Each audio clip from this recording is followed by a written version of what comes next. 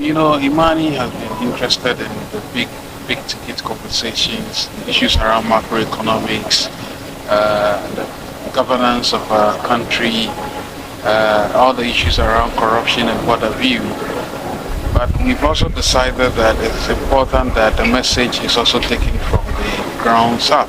I mean, from the rural areas, from the hinterland, and the issues that are prevailing there must be amplified. Which is one of the reasons why we decided to focus on women and access to land, especially in the northern part of Ghana. We understand, and we do now know that there are various limitations in the way of acquiring lands or controlling lands when it comes to women.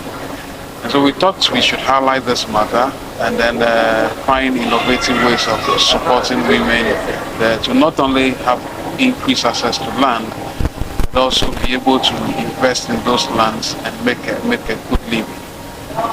Or sustainable living. So we embarked on this project, worked with some local chiefs who incidentally and thankfully were willing to gift land, not necessarily gift land, more or less lease these lands to women groups that are interested in farming them and making a living of it. So the partnership has always been there. I mean, right from the local level, we partnered the local chiefs, groups that have already been working on this subject, like SWIDA, the local administrative bodies like the agric officers that you saw in the documentary. And of course, our partners international, we have a group called Atlas Network, which is very interested in these matters about doing development differently.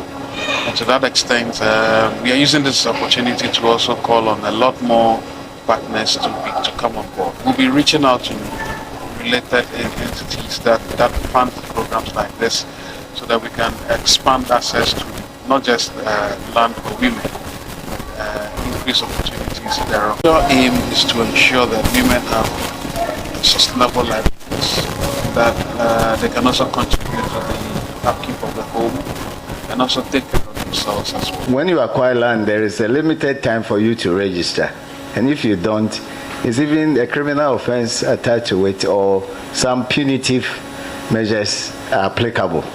But the law is also clear that customary law grant, which is what are usually given to them, need not be registered. In fact, it need not be in writing.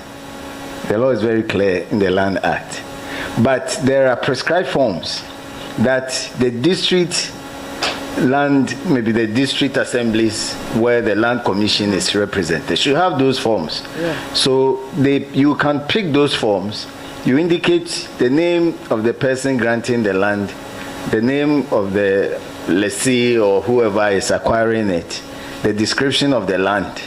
And that form, even though need not be registered, you have to deposit a copy at Lands Commission for recognition. So when you are going round, you can find out from Lands Commission. I think there are forms that can be acquired, at least in the regional capitals. They can tell us. Okay. But not to have that information maybe deposited at Lands Commission, and you want to depend on the MOU alone, it may not be enough. So the first point is, these are customary law grants which need not first be in writing for it to be registered in any case. But the law goes on for the purposes of recognition for yourself, the state, and other persons who may want to acquire the land for your own good. Because then when another person comes and says, I want this particular land, you have nothing to show, perhaps apart from possession. So from the point of view of the law, registration is now a mandatory requirement